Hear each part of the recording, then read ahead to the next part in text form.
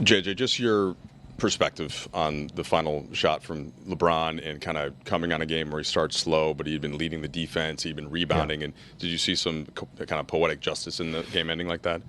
Yeah, I think two things. I think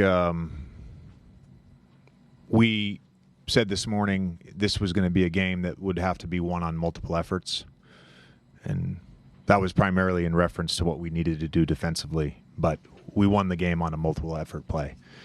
And we had the early advantage getting the stop.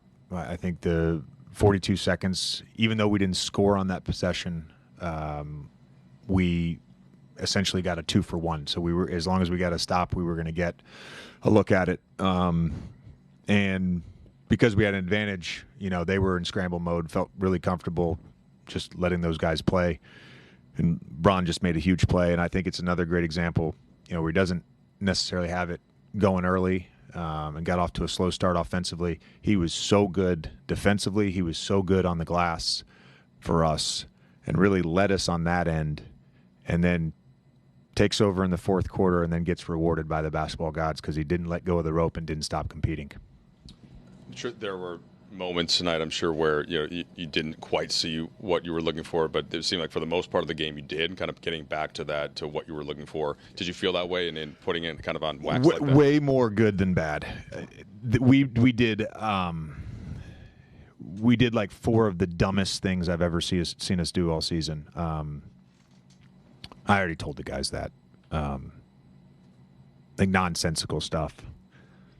You take those plays out of it, like everything else, we played well enough to win the game. And that was 11 points they had, and it was all 3 onside out of bounds in the first half and 1 at the end of the third quarter. Just nonsensical, lack of awareness plays. Outside of that, when we were able to set our defense, I thought we were great in the half court. The turnovers, when you have a live ball turnover against this team, it's basically just put points on the scoreboard for them. They're just so good in transition when you turn the ball over. I thought in the first half there was a lot of early offense for us where we were playing with some thrust and pace, particularly in that second quarter. And then in the second half, it was more about execution, and when we were able to stay calm and execute, we got really good stuff. And truthfully missed a bunch of wide open shots and had some shots at the rim that we didn't convert. But I thought our process, outside of some sort of early offense, no pass possessions, I thought our process in the second half offensively was great. You guys had lost 7 out of 10. You admitted to us the other night that we're going through it a little bit.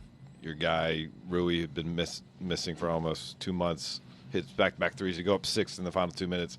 They take the lead. Like, all those contextual things added up.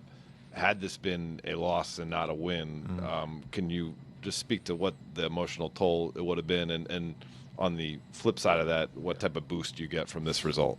Yeah, we were just saying in the coach's room, it felt like a game we won 3 times and we lost 3 times, and we ended up winning the game. And it's hard to win in the NBA. It's hard to win against a great team like Indiana. Frankly, they don't ever get talked about enough nationally. They're a phenomenal basketball team. Rick is a phenomenal coach, and they're going to be a tough out in the East again. For our group to get 2 wins against them, that's given our struggles against the Eastern Conference. We're really happy with that.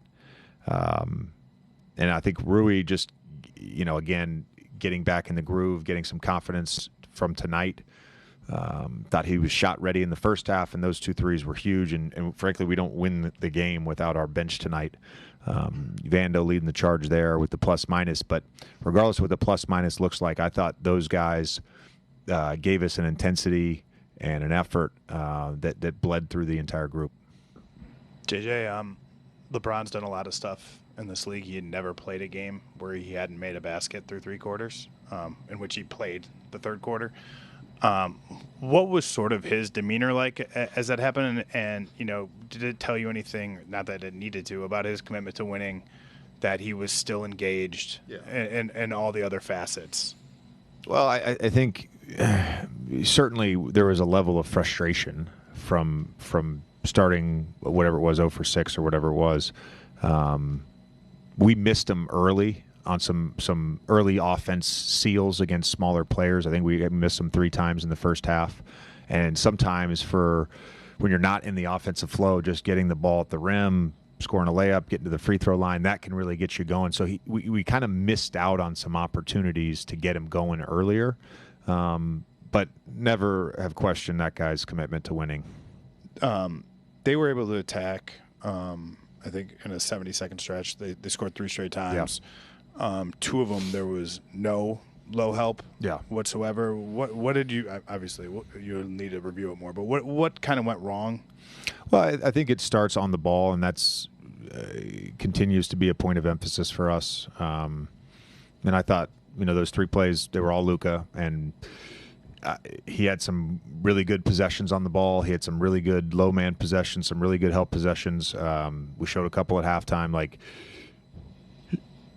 he's got to do better there. I think the sort of thought process is no threes when you have that lead. I would still like a little more engagement from all 5 guys and try to get a stop and play our defense with that amount of time on the clock.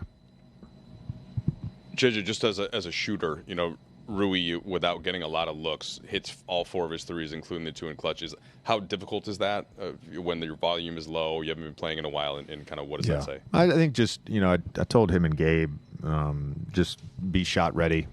With 7 or whatever the 7-minute-ish timeout was, just be shot ready. Always trust those guys, off the bench to take and make big shots for us. And those were 2 huge ones. I think, again, it's just regaining the rhythm and confidence for Rui. He's so important to our team. Was really happy for him that he was able to step up in that moment. JJ, from an opposite perspective, Tyrese, 18 assists, 1 turnover. I believe since the All-Star break, 160 assists, 14 turnovers. To prepare for someone like that, what is that like as a coach? Yeah, I'm going to have to check the tape on that. There's a little home cooking there on the 18 assists.